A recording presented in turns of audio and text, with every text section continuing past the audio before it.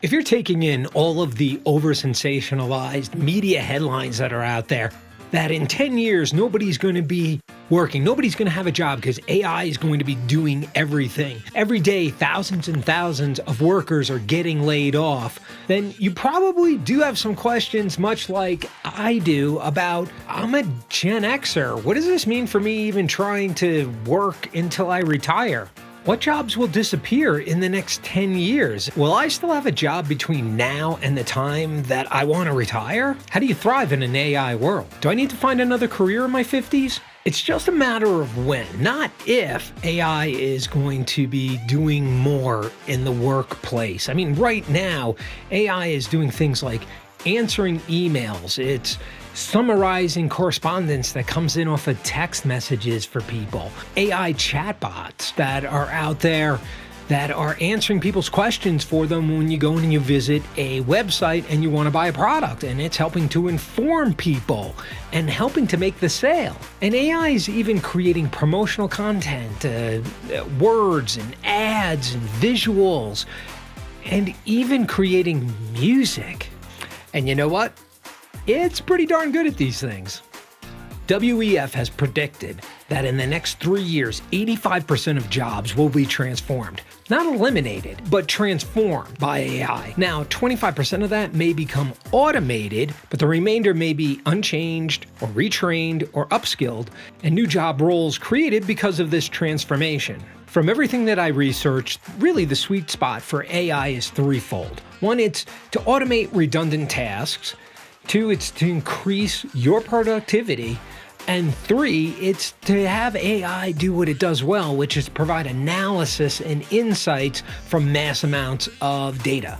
So let's start with the less risk side of this. What is it that makes certain jobs at less risk of being replaced by AI? AI is capable of doing a lot of different things in today's world, but what it's not capable of really doing is replacing human experience and the human skills, things that are known as the soft skills that really make up our human beingness. So in a growing AI world, soft skills could become even more valuable. This is from an AARP article. Soft skills could become more valuable. Companies also need workers, older workers, for the soft skills: teamwork, problem solving, time management, critical thinking.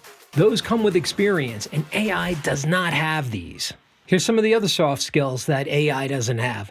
Things like empathy and collaboration and negotiation and the ability to compromise. I think the Harvard Business Review summed it up in this article. AI isn't here to replace, but to augment. You can use it to leverage your expertise, gain deeper insights, and offer a unique perspective that only years of experience can bring. AI might be powerful, but it cannot replicate or truly understand all the experience you have gained over the years of first-hand encounters and interactions. This is what makes you and I valuable in tomorrow's AI workplace. So if AI can't replace our human skills, our human beingness, those soft skills, then what are some of the job roles that are at less risk of being replaced? Here's a big category: management.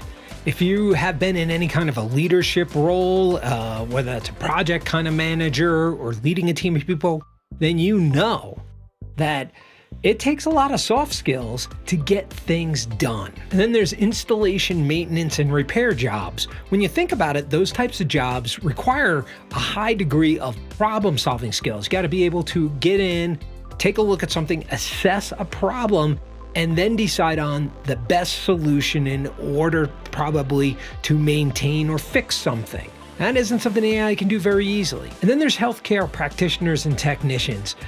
Not only these highly knowledgeable people, which AI will be able to help augment their jobs, but it's the fact that they are usually people with a high degree of empathy and really good at human connection, that they can relate with somebody who's going through or experiencing a difficult time because of a health concern. Here's another good one. How about education? I can't really see AI trying to manage a class of kindergartners. Have you seen Kindergarten Cop?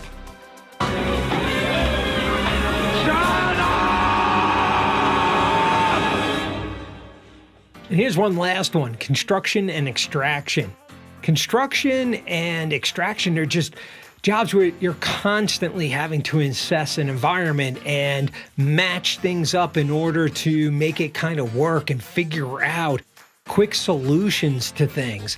Again, not something that AI does very well, or may never really do well for quite some time.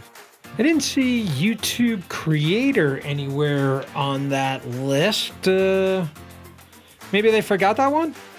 What are the jobs that are at a higher risk of being replaced by AI, or AI and automation both playing a role in replacing that job? The first one on the list I was a little surprised by, which is transportation and materials moving. I mean, if you've lived in one of those cities like Phoenix, Arizona, where they've been testing the self-driving cars, and it has not gone very well, and there's still a lot of work to be done there, I'm not sure that these jobs are going to get replaced very soon, but I do think there's a high likelihood that a little further down the road, we could be seeing fewer and fewer people needed in order to do those jobs. The next one is sales and sales-related roles. I don't think the one-on-one interaction between two people that happens in certain types of sales, let's say when you're buying a house, is going to get easily replaced. But I do think some of the supportive roles for sales are some of the ones that are at the highest risk. Because right now, AI is already got chatbots answering people's questions. It's already sending emails out on behalf of salespeople. It's starting to take some of that redundancy of tasks out of the picture and reducing some of the support roles. Manufacturing and production, that is an area that is going to get highly impacted. There's a high amount of redundancy in the tasks that are involved, and if machines can do it and not only be automated to do it all day long, 24/7, then employers have a 24/7 workforce that they don't have to pay benefits for. They pay once, they pay for maintenance, and it's all done. And then there's food preparation and service, which a lot of the large name brands, places where you're buying chicken and burgers and tacos from, right now, they are exploring different ways that they can utilize AI to do the same things that they currently have people doing. And last on this list is business and financial operations. Any aspect that involves a lot of number crunching, AI is going to be able to come in and be able to reduce the amount of staff that you need in order to provide an analysis. And that analysis probably will go to an individual or individuals who will then take it and bring it to that, whatever that next step is. But the initial gathering of the data, crunching of the data, that probably is going to become a job for AI.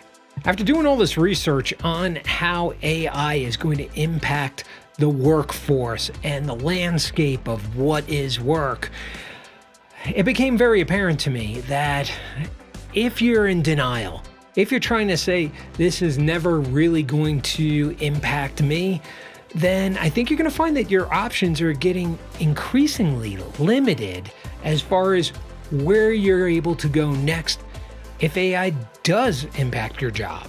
We know AI is here to stay, and it's going to continue to impact the world in which we work in.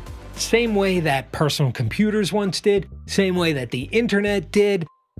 This is going to be a game changer that just takes the landscape of how we work and completely changes it in the next 5 to 10 years. Here's what you can do as a Gen Xer or as a midlifer who's trying to stay relevant during this time and wants to stay on top of all these changes that are coming with AI. Adopt a continuous learning mindset.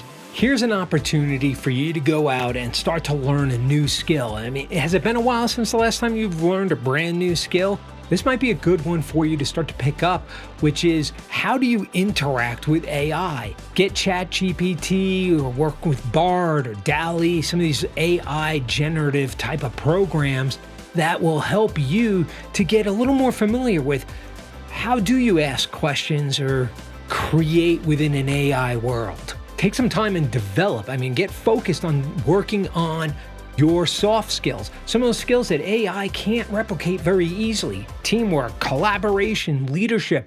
These are areas where you want to work on and become even better at, this is a great opportunity for you to start doing it. Spend some time and embrace your creativity.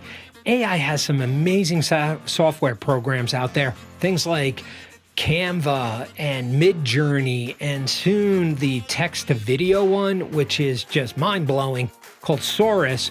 At the center of each one of these creative platforms is the person who's directing the AI software to help it actually to create. So being creative and exploring and growing your own creativity is actually something that'll help you in an AI world. Now, if you feel like you're in a field of work that is being highly impacted by AI or is going to be in the near future, then maybe look towards some of the human-centric type of career opportunities that may be out there. It's an amazing time to be in your midlife. We've come a long way since having Atari video consoles and going and playing video games and playing like Defender and Dragon's Lair. I mean, things have come a long way. And now we're in the AI world where, hey, you might be able to coast from wherever you are now right into retirement with very little interaction, engagement with AI, or you may be somebody who's in a role that got that opportunity to be more highly impacted. But I would embrace the opportunity either way that it comes to you, because I think there are some exciting things with AI that are going to help us just change the world and be more creative and give us an opportunity for even more independence than we may have ever dreamed of. Kyle Wilson with Midlife Pizza Slice, bringing you content every month on happiness, health, personal finances. If you enjoyed this video, please do me a favor, hit that like button, hit the subscribe. Love to have you joining us for more videos in the future. And until I see you again, have a great life in your midlife.